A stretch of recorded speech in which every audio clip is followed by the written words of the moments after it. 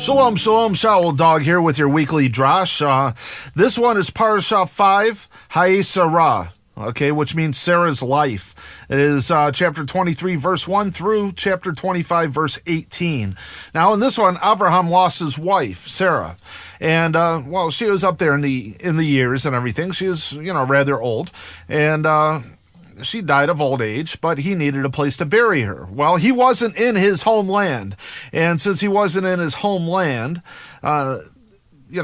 he needed to bury her, but he wanted to actually own the land because basically he knew the hearts and minds of men. They could change with the seasons. So the fact is, he wanted to buy this land. So he went to the sons of Het and inquired about burying his wife there. And they wanted to give him the land free and clear. But no, he insisted here. It says here, okay, we're going to start at chapter 23. Sarah lived to be 127 years old. These were the years of Sarah's life. Sarah died in Kiryat Arba, and also known as Hebron, in the land of Canaan. And Avraham came to mourn Sarah and weep for her. Then he got up from his dead one, and said to the sons of Het, I'm a foreigner living as an alien with you. Let me have a burial site with you so that I can bury my dead wife. The sons of Het answered Avraham, Listen to us, my lord. You are a prince of Yahweh among us. So choose any of our tombs to bury your dead. Not one of us would refuse you his tomb for burying your dead. Avraham got up, bowed before the people of the land, the sons of Het, and spoke with them.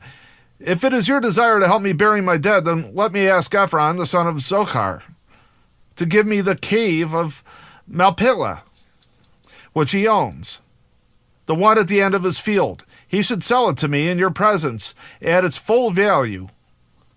Then I will have a burial site of my own.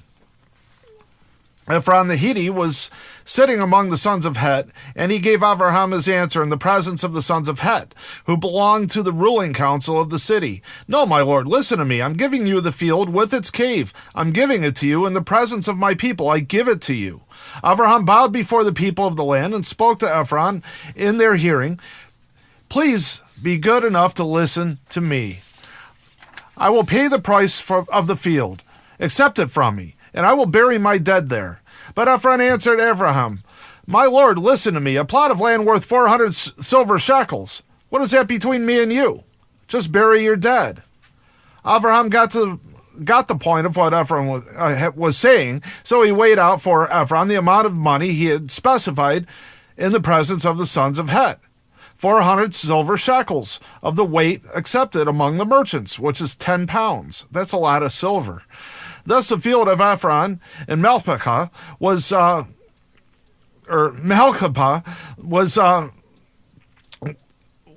which is by Mamre, the field and its cave, all the trees in and around it were deeded to Avraham as his possession in the presence of the sons of Het, who belonged to the ruling council of the city.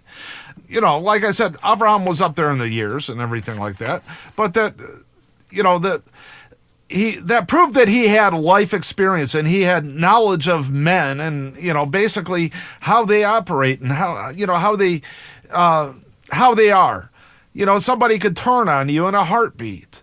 You see what I'm saying? So he didn't want Sarah's grave to not only be defiled, but to, maybe even be destroyed. He didn't want that to happen. So he had to make sure that he owned that land. And he paid whatever price. Because Yah had blessed him abundantly, he was able to pay all that silver for that land. He might have even overpaid for it. But the thing is, he owned the land, and his wife was buried on her own land. You see what I'm saying? On his land, on her own land. Okay? It was no longer the land of a foreigner, okay? It was no longer a foreign land. It was Avraham's land. See? That's how that works. But Avraham was basically, he was up in his years. He wanted to be sure that Yitzhak was going to keep the bloodlines of the covenant between he and Yah pure. So he had his most trusted servant make a promise to him. And we go to chapter 24. By now, Avraham was old, advanced in years. YHVH had blessed Avraham in everything. Avraham said to the servant who had served him the longest, who was in charge of all he owned, "Put your hand under my thigh, because I want you to swear by YHVH, your God of heaven, and the God of earth, that you will not choose a wife for my son from among the women of the Canaani, among whom I'm living, but that you will go to my homeland, to my kinsmen, to choose a wife for my son Yitzhak." Now, Avraham worked on faith in order to make this promise come to be realized here. And so did his servant. His servant basically went off of Avraham's faith where this is concerned. And, Avraham told him, an angel of Yah is going to go ahead of you and basically clear the way and make things right for you. So, this is what happened. So then we're still in chapter 24. We go to verse 10. The servant took 10 of his master's camels and all kinds of gifts from his master and got up and went to Aram Naharaim, to Nachor's city. Toward evening, when the women go out and draw the water, he had the camels kneel down outside the city well. He said to YHVH, he said, "God of my master Avraham, please let me succeed today. Show your grace to my master Avraham. Here I am standing by the spring. As the daughters of the townsfolk come out to draw their water, I will say to one of the girls, 'Please lower your jug so that I can drink.' If she answers, 'Yes, drink, and I will water your camels as well,' then let her be the one you intend for your servant Yitzhak. This is how I will know that you have shown grace to my master." Now, before he had finished speaking, Rivkah, the daughter of Bethuel, the son of Milcah, the wife of Nachor, Avraham's brother, came out with her jug on her shoulder. The girl is very beautiful, a virgin, never having had relations with any man. She went down to the spring, filled her jug, and came up. The servant ran to meet her and said, "Please, give me a sip of water from your jug to drink." She said, "Drink, my lord," and immediately lowered her jug onto her arm and let him drink. When she was through letting him drink, she said, "I will also draw water for your camels until they have drunk their fill." She quickly emptied her jug into the trough and then ran again to the well to draw water and kept drawing water for all the camels.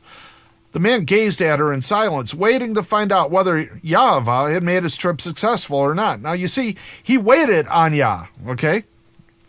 When the camels were done drinking, the man took a gold nose ring weighing 1/5 of an ounce and 2 gold bracelets weighing 4 ounces. He asked, "Whose daughter are you? Tell me, please. Is there room in your father's house for us to spend the night?" She answered, "I am the daughter of Bethuel, the son of Milcah, born to Nachor," adding, "We have plenty of straw and fodder and room for staying overnight." The man bowed his head and prostrated himself before YHVH. Then he said, "Blessed be YHVH, God of my master Avraham, who has not abandoned his faithful love for my master, because YHVH has guided me to the house of my master's kinsman." The girl ran off and told her mother's household what had happened. Now, see, a lot of people are going to look at the servant and say, okay, this is great how Yah sends his angels ahead and to guide the servant and everything like that. This is a statement of Yah's power. Well, yes, it is. But also, okay, this is a lesson for you and me, okay, for us in servitude, in serving our master. Not only Yah, but when we humble ourselves and we serve others, okay, we allow them to be master over us. And when we serve them, okay, we are actually putting to action the lesson that's learned here, okay? In the previous Parashah, Avraham himself, when Yah sent his 3 messengers to him, Avraham went and served those 3 men. Okay, and this is what it's all about. There's a lot of people who like to puff their chests out and say, "Well, I'm blessed by Yah, and I'm anointed." And well, okay, you might be anointed, you might be blessed, but don't get cocky about it. Okay, if you want to get cocky about it, then Yah's going to smack you down. Okay, you have to remain humble and serve others. Okay. Our power just went on just a couple days ago, back on, after Hurricane Sandy. We're in Northeast Ohio, and it really hit us really hard. And it's just, I'm looking at all these people who are coming together and serving one another.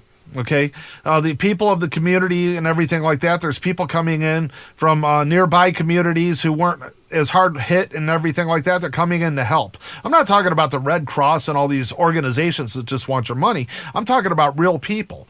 Okay, the nature of the human being is to serve others. But when Satan gets in there, he's going to start corrupting that nature, and he's going to want us to demand to be served. You see what I'm saying? And when we demand to be served, guess what? We become one of Satan's emissaries and not one of Yah's emissaries. We are to be humble. We are to remain humble. Okay, it doesn't mean that you're supposed to just sit down and allow sin to go, completely in your face against you. Okay, you're supposed to speak up against that, and you're supposed to use the scripture to back that. But what I'm saying is, when your neighbor's down, doesn't matter if you like your neighbor or not, help your neighbor out. Okay, because you never know when you might need your neighbor to help. And even if they don't help, it doesn't matter, because you are storing wealth up for yourself in the kingdom when you do this. Okay, you are doing what Yah demands of you. We are to be humble servants on this earth. We're not supposed to be rulers of this earth, okay? And there's a lot of people out there who want to rule, who want to be like the leader of a congregation, who want to be considered teacher and, follow me and learn from me. Me. Well, that's all selfish, okay? Rather, they should be saying, how could I serve you? I've been blessed with knowledge from the Almighty Yah. How could I serve you in that capacity? I've been blessed with money from the Almighty Yah. How could I serve you in that capacity? I've been blessed with talent and ability from the Almighty Yah. How could I serve you in that capacity? Okay, that's how you start to know the true servants from those who are not true servants, who just run around and say that they are, okay? But we learn a lesson of servitude here. The servant wanted so much to please his master and to do right by his master, just the same way we should be with Yeshua himself. Okay, we should be eager to serve him and do right by him. And how do we know what's right by him? That's by getting into the Torah. That's why I'm doing this Torah portion every week. Okay, now you could take it for what you want. Okay, but if you allow Yah to humble you, and if you also work in unison with him and humbling yourself, then you might go through some trials, you might go through some tests and everything like that, but when you come out, you're going to be a better servant for Yah. And he is going to bless you abundantly. Remember, folks, seek first the kingdom of heaven and all of Yah's righteousness. Okay? Take care. I look forward to the next time.